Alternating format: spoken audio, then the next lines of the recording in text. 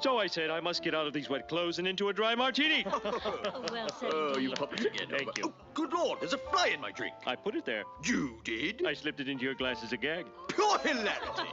Pure Homer. I pronounce it to be the most whimsical jape of the season. Quite practically. Oh, man.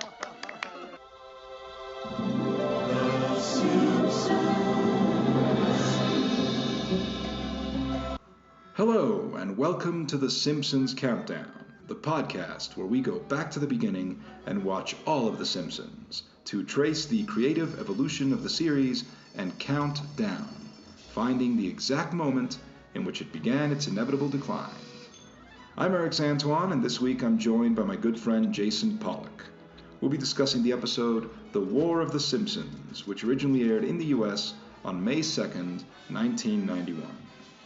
In this episode, Homer gets drunk at a dinner party and embarrasses Marge, so she enrolls them in a special couples retreat at a lakeside cabin with Reverend Lovejoy.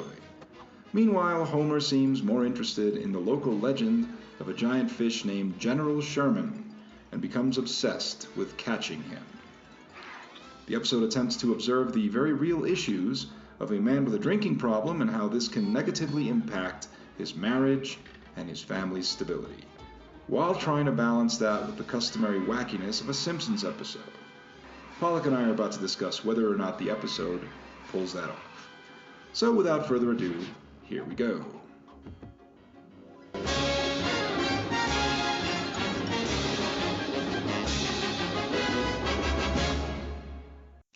Welcome, Jason. Welcome back. Here we are to talk about the War of the Simpsons. And you know, I'm going to do something that might be controversial. I've decided that for this talk, I'm going to make like John Carpenter and Kurt Russell in the commentary for The Thing, and I'm going to crack open a beer. Because I don't know if it's a Thing or Escape from New York, but I know in one of them, every like couple of minutes, you hear them cracking open beer cans like there's no tomorrow. Here, I mean, he has a tube on the back of that thing, guys. It's not a big deal. He got real. If this was happening in front of me in reality, I would say, well, I guess that's about it. Back here.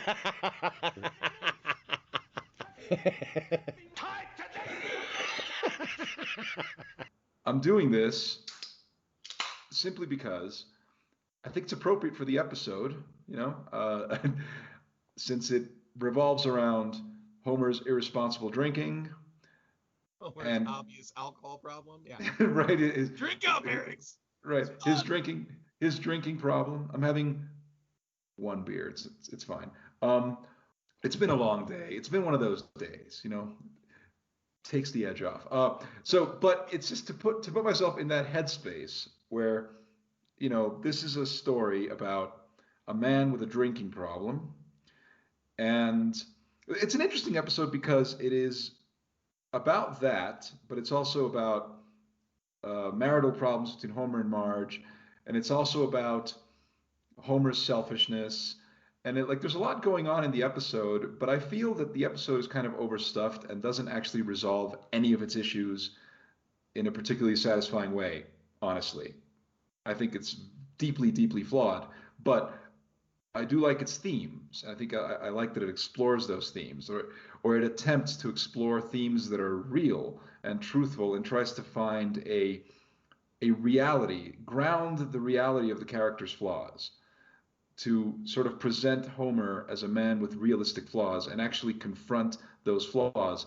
I appreciate that about the episode, but that's about all I appreciate about the episode. But that's kind of how I wanted to lead off this discussion. So what do you think of the episode? No, you know what? I'm right there with you. I think that it's sort of interesting. It would be like Ralph Cramden coming home from a hard day of driving the bus to discover that his wife, his buddy Ed, and his spouse were there to stage an intervention because of his consistent threats of violence toward Alice. They would say, look, we think that you have rage issues. It's time to see someone about these issues. There are, sort of these character tics and defects that in a sitcom become sort of the like comic touchstones. Like, it's funny that Ralph Cramden threatens to hit his wife in at least once an episode in The Honeymooners, you know? Yes. And it's sort of like there's always that history in sitcoms that the wife is on the ball and intelligent and really carrying the household on her shoulders, and the man thinks he's like the lord of the manor, the patriarch, the king of the castle, and he's an inept buffoon. Kevin James' entire career exists because of this trope. It's interesting to see a sitcom say, well, there should be a real life consequence to this. There should be a breakdown in this union. But like you said, none of that's resolved in a way that it's to say that Marge Simpson is long suffering is really just an understatement for all times, because the show has gone on for, as we're well aware, 760 years. 700 of those years have been over the course of the last 3, because I think that's how time has started moving. But yes. She is every decent thing, including patient, on that show. And Homer even admits it when they go on the retreat. Marge is going to tell us all your faults. Why don't you tell us about hers? Oh, she's perfect. Come on, Homer. What are her faults? Well, sometimes they can be annoying. Homer. Now, Marge, don't interrupt. You'll get your turn. I'm done. Okay. She's sort of the platonic ideal of every put-upon sitcom housewife. And none of those sitcoms, they never do the very special episode where, somebody's going to have to check into rehab, or somebody's going to have to get their anger issues handled. And I guess the reason why is that you can't resolve that in 22 minutes. And this episode proves that. Right. Like the scene you just pointed out when they first get to the retreat, it's actually a very funny scene because, he's not able to say anything bad about her. Okay. But then when it's her turn, it goes on for hours. It's just that he's so self-centered. Wait! Oh! Now, Homer. He forgets birthdays, anniversaries, holidays, both religious and secular. He chews with his mouth open. He gambles. He hangs out at a seedy bar with bums and lowlifes. It's true. It's all true. Homer, don't interrupt. Sorry. He blows his nose on the towels and puts them back in the middle. I only did that a couple of times. He drinks out of the carton. He never changes the baby. When he goes to sleep, he makes chewing noises, and when he wakes up, he makes honking noises. Oh, and he scratches himself with his keys. I guess that's it. No, wait. He kicks me in his sleep, and his toenails are too long and yellow. That's all I can think of right now. Like, the episode is trying to have it both ways. It's trying to be, a typical funny Simpsons episode, but it's also trying to approach serious themes. Right. And as you said, in 22 minutes, there's 2 problems. One, in 22 minutes, you can't resolve it. Or, in theory, you could, but not to the satisfaction of what is required of a Simpsons episode where you must restore the status quo for next week. Right. So they have serious problems in their marriage. And so the episode is divided into sort of 3 segments. You've got the opening act, 3 acts, like anything, right? So you've got the opening act, which is the party in which Homer acts like a jackass, and what sets off everything, the inciting incident, is the drunken party. And that has the very funny gag, which has always been one of my favorite gags in The Simpsons because of its truthfulness, that the next day when they say, "Don't you remember what happened?" then like he looks back, he thinks back on the night before, and in his mind, it's this like, the way he envisions it is completely different. Like, he's the master of the witty bon mot. Right. I mean, and you go like, yeah, I've had a couple of, it's happened to me. I can confess that. It's always like the blackout moment, and then the next day you're like, what did I do? you don't remember, and then you start to remember, and in your mind it was a grand old time, but Right. in reality And you were made the an ass life of yourself. Party. Yeah. Right. Yeah. Exactly. I as somebody who does not consume alcohol, does not do drugs, like I've had friends tell me, as someone who doesn't drink or do drugs, that that just coming out with them, could be fun and be a great time and yada yada yada. And I remember, okay, well, maybe I have a stick up my ass. I don't have to go out and get drunk. I don't have to tie one on. But I can go out and hang with my friends in this milieu, and I'm certain it will be amusing and nothing could go wrong. And a friend who kept telling me that I did have a stick up my ass, and that not everybody is an obnoxious, irresponsible, asinine drunk. It's like, get the stick out of your ass, come out sometime, and you'll see. And so I consented to this. I was like, okay, fine, I'll come out. He ended up ditching me at the bar, and he drove. So I had to walk in February back to my house from the bar, and my coat and my keys were in his car, and so I literally heard his voice on the phone the next morning. I heard him say, "I am so," and I hung up. And I did that consistently for like 2 weeks, where I was just kind of like, you had the chance. You had the chance to prove that when you go out, you are not a drunken jackass. And you ditched me because you were pissed off that this girl you were into was more into some other dude that night. I say these things not holding a grudge, but to say, to my mind, this is fairly typical. You have the chance to prove, oh, no, you have this perception that people tie one on and they turn into jackasses who are irresponsible, who cannot handle their shit. And I'm going to prove to you tonight that that is not the case. And then you literally abandoned me at a shithole bar because you were pissed that you couldn't make time with some girl. Holy fuck, man. You had one job. But so, yeah, the idea that Homer just basically makes a total asshole of himself at that party feels very real to me. And I honestly don't believe that it's indicative of somebody with a drinking problem. I just kind of believe it's pretty much typical of like standard issue American conduct. Like, it's just like, you can't, like, please drink responsibly. First, no booze company cares that you drink responsibly or not, because they're not legally liable for anything you do while you're consuming their product. Secondly, everybody has like the sort of code that says like, okay, you know what? You're not going to indict me for the hideous shit I pulled last weekend. I'm not going to indict you for the hideous shit you pulled last night. And we'll just kind of give each other a nod. We know, we blow. Let's not talk about it. I think it's, I think that part feels true. And I think that, Marge does an excellent job of advocating for herself to a point. But then she always just forgives him without, he doesn't even get to suffer. Like, he doesn't even get to, like, he whines for a second and then she's like, oh, I can't stay mad at you.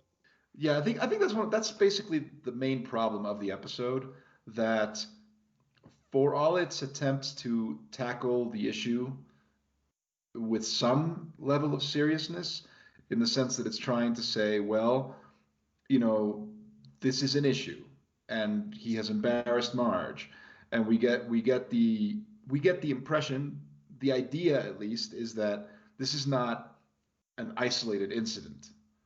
Okay, Sure. Clearly Homer's a bad drunk, and that's kind of what we're seeing here.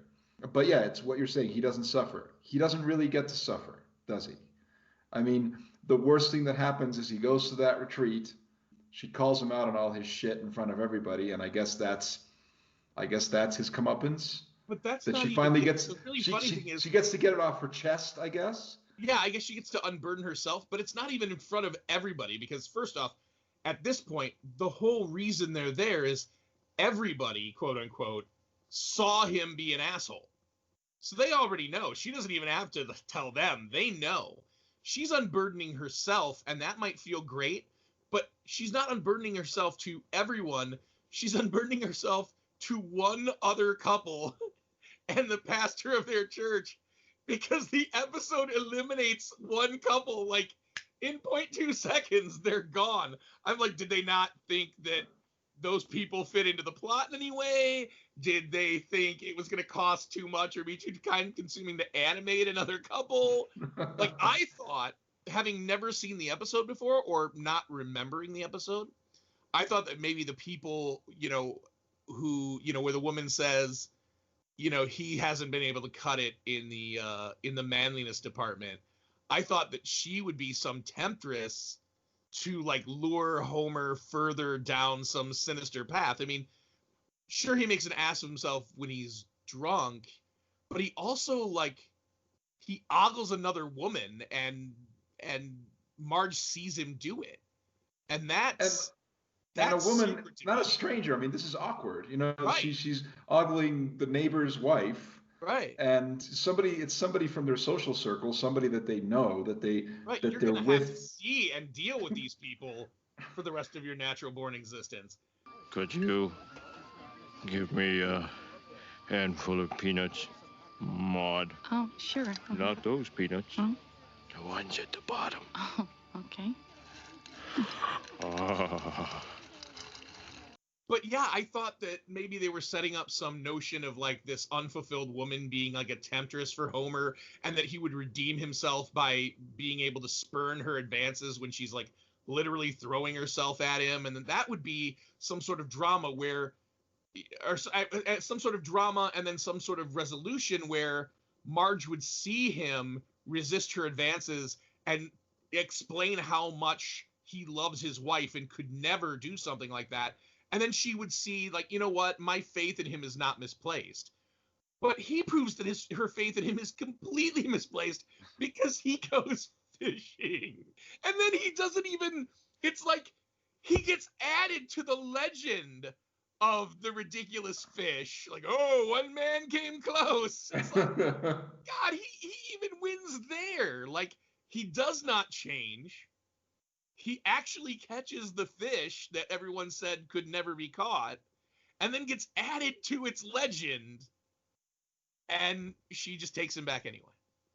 Like, she advocates for herself to a point, and then kind of just abandons the concept.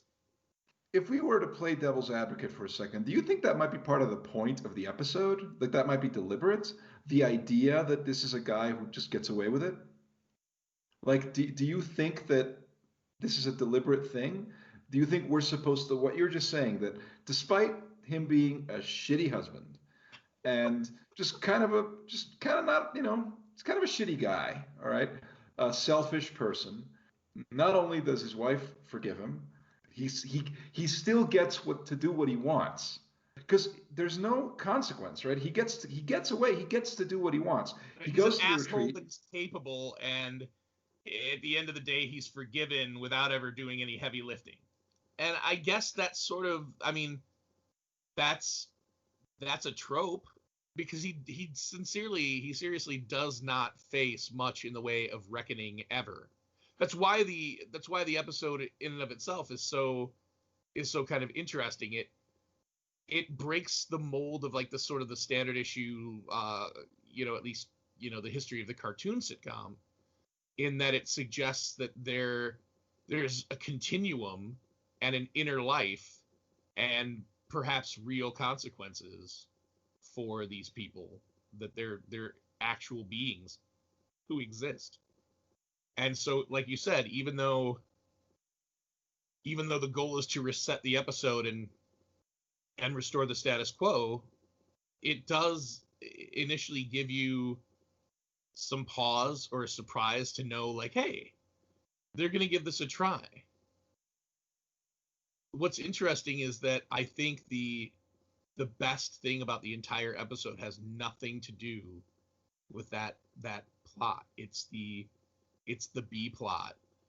It's the kids taking Grandpa for a ride kind of trying to get one over on him because mom and dad are gone, Right. and he basically fakes them out entirely. Right. He turns it around on them. Yes. Which I love. Oh, my, the house looks wonderful. Grandpa, what's your secret? Pretending to cry. That's right. You heard me. Pretending to cry. I can turn it on and off like a faucet. Oh, I'm crying. I'm so sad. Way to go, Grandpa. We'll never trust another old person. They really are very shitty to Grandpa Simpson. Yeah, they are. So they get what they deserve. They get And a comeuppance. I like that they have Lisa voice her concern, like maybe what we're doing is wrong, because they suddenly remembered that Lisa is supposed to be the responsible one and the voice of reason. So despite the fact that she's filling the grocery list with crazy crap that she wants, like she's like, wait, what we're doing might be wrong. Oh, never mind, I like it. Like, it's every once in a while, just to maintain character, they have to have her express, maybe the slightest pang of remorse, and then immediately go back to, filling the grocery list with candy and organizing the party. But it's interesting to note that Homer gets in trouble because he cannot handle his shit at a party, and when he leaves, Bart immediately gets the idea to throw a party. Well, yeah. I mean, I think that in previous episodes we have seen how Homer is the result of bad parenting. Yes. And now we are seeing how Bart Simpson is also, in essence, the result of bad parenting. If Homer is his role model, even though he says he doesn't respect him or whatever, I mean, that is his, that's his father figure at the end of the day. So if that is a negative influence, I mean, right, he may not have much respect for his father, but he's still modeling behavior.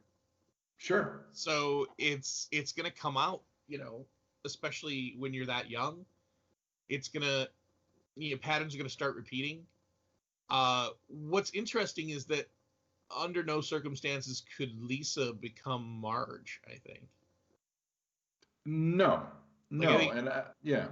I think Lisa loves Marge and loves her sweetness, but Lisa has an intellect that completely, there's almost pity for Marge, because I think Lisa understands that she would not tolerate her father's shit for 2 seconds. Yeah. Like, she would just be so done with a dude like that.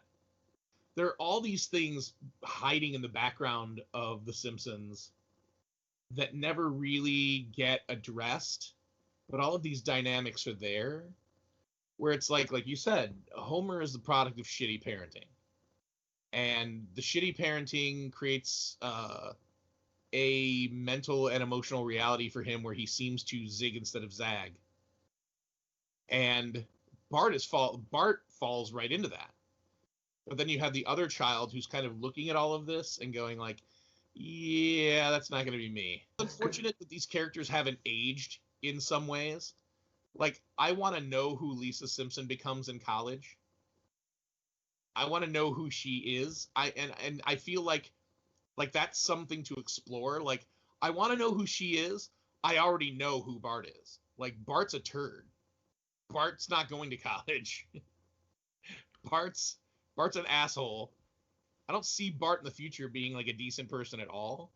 And I feel like, Marge is just going to be kind of widowed early. Like, they try so hard to make them real beings, and that ends up sort of like the underpinnings of the episodes. Like, you really think about who these people are and like what they're saying to one another, what their actions say to one another. And it's just kind of like, yeah, Marge lets Homer off the hook, and someone like Lisa would never do that to someone she was involved with, because even at her young age, you understand how much more intelligent she is and how much more willing to fight for herself and her causes. She has over the course of the running of that show, she's had 1,000,001 causes that have meant something to her, and you don't get the sense that one cause is replaced by another. She's not insincere or phony about them. Lisa's genuinely an engaged person, and it's funny that she takes shit from the men in her family for being an engaged person. And so I don't know. I guess if I really sort of contemplate this episode, we're talking about the idea that maybe the point of the episode is that Homer skates, and that's kind of the point of the character, is that he skates. I'm stunned in my sort of revisiting of the Simpsons episodes how often Homer is irredeemable, but they think that they're making him also like lovable. And that always brings me back to like one of the things I was talking about when we first started doing the podcast is like, it's sort of an indictment of the American ethos. I think there's a lot of truth to what you're saying in terms of that, in its observation of the middle American family, a middle class American family. I think it was, obviously they were trying to observe what you refer to as the American ethos. And I think just in general, I think that they were trying to say a lot of things about society. These are people who were commenting on the present reality, but also where they came from. All of that stuff is baked in there. And I think that's why you have these kind of compelling themes. I think like what you say about how Homer, if you think about it, he's irredeemable, but they try to make him lovable. And the thing is, though, that it ebbs and flows because he's not this shitty in every single episode. There's a level of shittiness to him, of course, but right, when he's not as shitty as this, he's mostly just inept.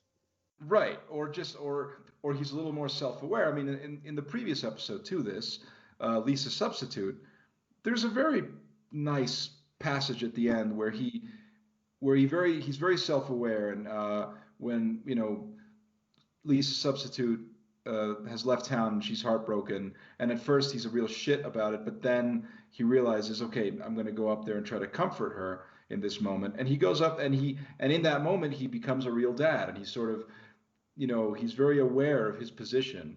And there's this line where he says, "You lost somebody you care about, and that's sad. I don't know what that feels like because everybody that's special to me is right here under this roof," right? And then he says, "You'll have a lot of special people in your life. You're going to do great things, and you'll all meet up and you'll go to parties where people like me are serving drinks." And so like he knows he has a brilliant daughter. It's one of those anomalies where, as you say, like if he's a product of bad parenting and Bart will be a product of bad parenting, she's somebody who was able to survive the bad parenting. I think the problem is that The Simpsons is ultimately, it's a comedy show, it's a satire, and I think they stumble a bit when they get so serious, when they try to tackle an issue like this, which is genuinely serious, which is the breakdown of a family or the breakdown of a marriage, and it's not something that they can solve in 22 minutes. But they want to be as truthful as they can be, and they're intelligent people. As you said, the writers are intelligent, so it's well written in the sense in the observation of the themes. What it shows you is truthful, but they can't resolve it. So it's almost like you wish that they didn't have to restore the status quo. Yeah. Yeah, absolutely. Where you go like, and you almost wonder if there was ever any talk of them saying, well, can we kind of serialize this? Can these characters grow? Can they age? Can any of that happen? For the next 4 or 5 episodes, can we have Marge really upset with Homer? Can we have Homer trying to get back into her good graces? Can we have the kids know there's something wrong? Right. I mean, there's humor in that too. I mean, it's desperately gallows humor, but one of the funnier things in the episode is when they go have their fight in the car. I want to make sure the kids don't hear. When I was young, I always hated knowing my parents were fighting.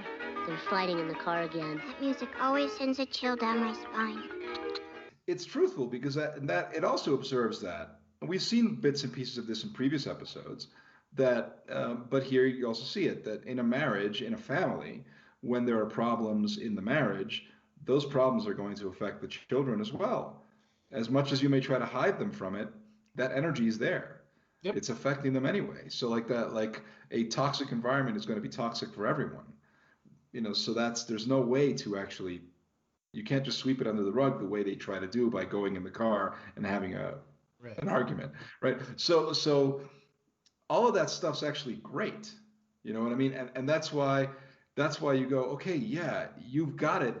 You went that far, and then you introduce this subplot about General Sherman, and you go like, because this is going to illustrate just how selfish he is. We already saw how selfish he is. Right. This is accentuating it even more. Okay, fine. Okay, so no, you thought he was selfish? No, this is how selfish he really is. Okay, fine. Where he's not even going to make an effort. And then you go, okay, fine. So is this a two-parter? Because I mean, we've only got 20 minutes here, and they went to the retreat, and now, so how's this gonna, what's gonna happen now? Yeah, I really seriously thought, having not remembered how the episode jobbed out, I really thought that there would be like some marital test at the retreat. I thought maybe they introduced that unfulfilled woman so that Homer would have a clear shot at something, not Marge, and would not take it because of how much he loves Marge, and that at least restores her. I mean, that's cliched as all hell, but at least it's a valid resolution. The resolution as it stands is insulting and seems like the resolution because they realized that, we have to wrap this up in like a minute and a half. Right. They'd written themselves into a corner, essentially. Yeah. They were like, well, this is funny. The idea that he decides to go fishing and skips the retreat. And you go like, okay, but how do you resolve this? And because what you said about the other woman and that couple that ends up leaving, well, that's just a Virginia Woolf parody. I mean, Who's Afraid of Virginia Woolf? That's all that is. She's the queen of the harpies. No, I'm queen not. of the harpies. No, I'm not. Here's your crown, your majesty. Get away from queen me, of the harpies. To the right. Yeah, instead of introducing an element that can be organic, that they can then resolve, whether it's a woman tempting him or whatever it is, that they do later. Like in other episodes, they have that, and so they have Homer being tempted by another woman and choosing Marge over the other woman, and they do that more than once, which I feel like I remember, and maybe that's why I feel like that's something that I have a very clear memory of that happening. Does it end up being, is it a situation where it ends up being like a super special guest star? Like it's like Sharon Stone immediately after Basic Instinct. She's animated like this like seductress, and he like shoots her down. Like I have a feeling it must have been more gimmicky, and that's why I remember it. But I remember him being like tempted to step outside his marriage, and he's like, no, I love my wife, I love my family, I could never do something like that. Yeah, well, I mean, you're close. The first one, at least so far that I can remember, but the first one, and it's soon enough, is Beverly D'Angelo as a country singer that that like develops a crush on him, and then the next one is Michelle Pfeiffer as like the new coworker that has a lot in common with him, and so you're close. Not Sharon Stone, but it is a big celebrity guest star that plays a sexy woman that's close to seducing him. So they explore these themes, and I guess in a more simple way that they can resolve in 20 minutes, because they were able to build a story around it in a way that's more simple. I think in this case, the themes are so broad and so complex that you couldn't resolve this in 20 minutes. And so I applaud them for trying, and I applaud them for exploring those themes. But I think that they bit off more than they could chew. It's a cliche phrase, but that's what happened here.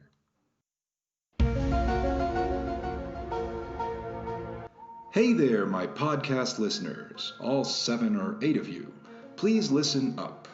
Do you like the X-Files? Well, beginning on Monday, October 5th, I will be running a new podcast entitled Discovering the X-Files, in which I, a confessed newbie, go through the entire series, as longtime fans walk me through it. It will be running twice weekly, and the intention is to go through the entire original series, the movies, the revival, even the spin-offs. Basically, the entirety of Chris Carter's creepy universe. If you're a fan, here's a good opportunity for you to revisit the series and follow along with me. If you're a newbie like me, then why not jump in and join me on this voyage of discovery? Either way, I can promise good talks and a good time. So prepare yourself for Discovering the X-Files on Anchor FM, Spotify, Apple Podcasts, and other podcast platforms, or on the Erix Antoine Network on YouTube, premiering Monday, October 5th at 9 p.m. Hope to see you there.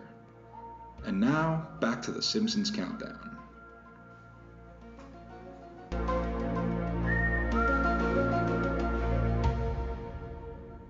I love you, but I must kill you. You have Homer punching a fish to death. That I've always liked that line. It's a funny line. It makes no sense, but it's hilarious. I've always liked that line. And then he sings "We Are the Champions." I am the champions. I am the champions. No time for losers, 'cause I am the champion. And so ultimately, that's what it is. It's like, oh, for him, it was a big deal that he caught the fish. I did it. I gave up fame and breakfast for my marriage. And you're telling me our marriage is in trouble? Come here, baby. Oh, Homer. And that's what solves it. That just feels really tacked on. Like that doesn't work. And that speaks to what you were saying, where the writers are sitting there and going, how do we end this fucking thing? Because obviously we can't have them break. We can't have the marriage end. This is not the last episode of the series, and we have to solve the problem. And we've got, 2 pages left. What do we do? Right. Yeah, it's like, fine, I won't share my moment of heroism with the world, quote unquote, the world, and I'll get rid of the fish. And again, that's one of those things that a child does. It's like, okay, well, you don't want me to have it? Fine, I won't have it, or, okay, I bought this, I shouldn't have bought it. Fine, if you don't want me to have it, I'll take it back. It's like, no, that's not the point. The point is I asked you not to buy it, and you bought it and hid it from me. Like, another sitcom trope, really, at the end of the day. Yeah. And the lesson isn't learned. It's like, no, the point is you never should have wanted that. And you should have come here saying, holy shit, I need to make my marriage work. Because like you said, the party establishes how shitty he is. That should be his wake-up call.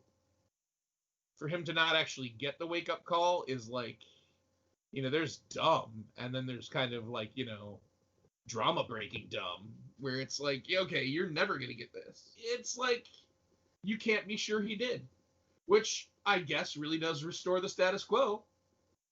Yeah, because, he's just going to go ahead and fuck up next week. Right. I mean, I guess ultimately the point, however hackneyed this may be, but I think the point ultimately is that in the end, even though he is flawed, he does genuinely love his family. And even though he is flawed, his family genuinely loves him. And that's why this works. And I mean, I'm reducing it to a kind of a simplified kind of platitude, but I think that's the point that they're trying to make. And I don't think it's a very good point. And right. I don't think it's made very well. Right. So watching the episode, it's an episode that I've never really liked. I've always liked the first part because it's funny, because I've always liked that gag of when he remembers the night before. Right. As a quote unquote party guy who has had drinks on occasion and has had his moments, though I've never ditched my friend at the bar or done anything that terrible. But, I've had my moments. As somebody who's been there, that part is funny to me. But the rest of the episode is just frankly not very satisfying because of all of that other stuff. So I'm prepared to say it's the worst episode of the season. And it might be, at least in terms of when the show was good, when I liked the show, it's probably my least favorite episode of The Simpsons. And in this entire rewatch that I've been doing, It's the first episode that I've genuinely disliked. I do not think that's an unfair assessment. It's definitely the most unpleasant one the most disappointing, I guess. Unpleasant isn't the word, but the most disappointing that I've watched.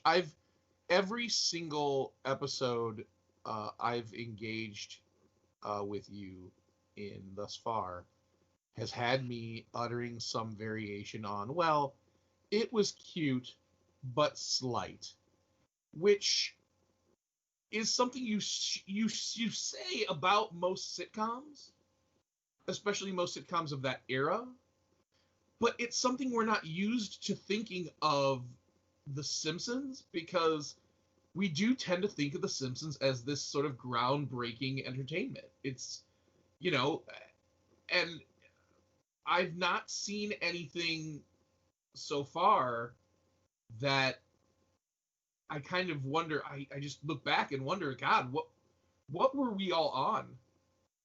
Because this is all very conventional. Every once in a while we get to somewhere where, okay, the road is a little less traveled. None of it thus far has felt like, oh yeah, this is why we all just freaked out about this show. And I freaked out about it too. I was like, this is great. This is so funny. It's so cool. It's so awesome. And I'm just kind of looking back. I'm like, where was I? Yeah, well, okay. I mean, a couple of things. First of all, we are talking about 30 years ago, number one. Right. Yeah. And two things. One, it got better. Okay? We're not there yet, but Yes. It did get better. Yes. Now, but out of the gate, it was different. And I think that because other things have come since, first of all, the show itself evolved and eventually became this kind of satirical powerhouse for a few seasons at least. It's true. So when you look at the first couple of seasons, let's say seasons 1 and 2, those growing pains are there, and they're more and more evident because all the great moments that you remember, we haven't gotten there yet. All the stuff that turned into memes and all that, we're not there yet. It's true. And then there is also what came later. The other programs that followed in its wake that were, of course, simply just elaborate versions of that. There wouldn't be a South Park. There wouldn't be American Dad. There wouldn't be Family Guy. There wouldn't. Literally, I think Seth MacFarlane's actually gone through the dumpsters looking for old scripts. Honestly, Jesus Christ, that guy. But all right. Parentheses. You may not like Seth MacFarlane, and that is your right. But The Orville is a fun show. I'm just going to say. You know what? I've heard great things. I would say watch great it. Things, and it pains me because if so many people I trust tell me it's so good, but then that means that I have to actually look at Seth MacFarlane's face. He didn't even have the decency to put someone else in the role. He did it himself. You son of a bitch. Son of a bitch. I have to look. Eventually I will sit down to watch that show, and I will have to look at your face. Yes. You son of a bitch. Give it a try. That's all I'm going to say. What you've heard is true. It's a nice show. It's not perfect. It has its problems. It has its issues. But I think at a time when everything is so grimdark, and at a time when Star Trek is all about apocalyptic annihilation, and here comes a show that is just about, it's just fun. Is it ripping off Star Trek? Yes. Secret. Yeah. Something I never thought I'd say ever in the history of the world. This is just between you and me. Sure. Except that I'm saying it on a podcast. I didn't finish Picard. That's fair. I did, but I could understand why you didn't. I mean, that was sort of wow. Trying way too hard to be bleak as all hell. Right. Peppering the thing with F-bombs because, we're edgy. Star Trek's edgy now. Look out. Look out. Star Trek's edgy now. Sheer fucking hubris. I will need a small, warp-capable reconnaissance ship with a minimal crew, and... Shut the fuck up. What's going on in Star Trek Picard is very obviously somebody watched Mass Effect. Yes. And said, hey, this Geth plotline interests me. Mass Effect interests me. Let me turn that into Picard. Because you've got shots lifted from the cutscenes. I was floored by that. But you know what? I'm going to give it a chance. I'm going to watch the next season. I'm looking forward to Strange New Worlds because that, it's Christopher Pike, it's Spock, it's all that, and that might actually be fun. But again, right. just to sum it up, the Orville, give it a try. Pilot's a bit rough around the edges, but it does start very quickly to grab you. I'd say by the second or third episode, if you're not sold on it, you can go ahead and dump it. But give it a try. Okay, let's hear it. How did you dump him? Everyone wants to know. There's nothing juicy to tell. I just told him that if he couldn't get comfortable with our differences, then there was no point dragging this out. And by differences, you mean the fact that you could bench press him with one arm? Apparently, having a girlfriend with 10 times your physical strength makes a guy feel emasculated. Wow, you're just gonna have to date Isaac here. I am fascinated by the interpersonal behavior of biological organisms. I would be happy to attempt sexual relations with you, Lieutenant. I'm actually just sort of working on myself right now, but thanks. So this was a good talk. I mean, we decided that we both hate this episode, but we do appreciate certain aspects of it, I suppose. You know what? It's you know why I think you hate it. Here's a great. The writing staff of The Simpsons has been rightly lauded for their amazing work, and so you expect something more. You expect them to approach the dissolution of this at this point in the series run, for Christ's sake, beloved couple. It's only 2 seasons, but for Christ's sake, like, this was a phenomenon even then. Like, the episode we're talking about right now, the show was huge. It was saving a network. It was saving and building a network. That show was going to wind up being part of that network's identity to this very day. And so you have this expectation that they're going to resolve this very heady stuff where you're suggesting these animated characters have this actual real internal life, and we're trying to generate sympathy for them, and we're trying to kind of say that they have a history together, and you just know they're going to come at this in a unique way, and they're going to resolve it in a way that is uniquely satisfying to fans of these characters, satisfying in the way that this is an animated show that is kind of making a little bit of history, and it ends up being none of those things. And so I think that's why it ends up being easy to hate, because you expect more from a talented and intelligent group of people kind of swinging for the fences in this very unique way. I just don't remember the Flintstones having, marital strife. Right. Because these are the Lockhorns, the gag is like, oh, we're at each other's throats. Or the gag is like, oh, the wife is smarter than the husband, and she gets to kind of roll her eyes, and there's a laugh track, and then it's over. And this episode says, no, we're going to go a little farther than that. And doesn't do that in a way that is satisfying or memorable or anything. Like I said, I couldn't remember how the episode functioned. And I'd confused it, obviously, with an episode in which Michelle Pfeiffer tries to seduce Homer, because that seems like every bit as realistic as, Seth MacFarlane and Charlize Theron as his love interest. Seems valid. It seems valid and just so right. It seems right. So that's it for this week's installment of The Simpsons Countdown. Thank you for joining us. If you enjoyed this, please give us a like. If you haven't yet, go ahead and subscribe. This podcast is available on Apple, Spotify, Anchor FM, and other podcasting platforms. A brief review might actually help boost the podcast's profile, so by all means feel free. And if it isn't too much trouble, please do share this with all your friends on social media. I'm Erix Antoine, and I'll be back next Thursday evening to talk about 3 Men and a Comic Book, in which Bart, Milhouse, and Martin team up to purchase a copy of Radioactive Man #1, and things don't go so well for them in the end. A very special guest, the Penske Files' Clay McCormick, will be joining me for that one, and I hope you'll join us. Until then, stay safe out there and continue observing your biosafety and social distancing protocols, because whether your area is opening up or not, we are not quite through this thing, and we need everyone to do their part, keeping themselves and everyone else healthy. And we'll get through this in due time. Thank you for listening. See you next week.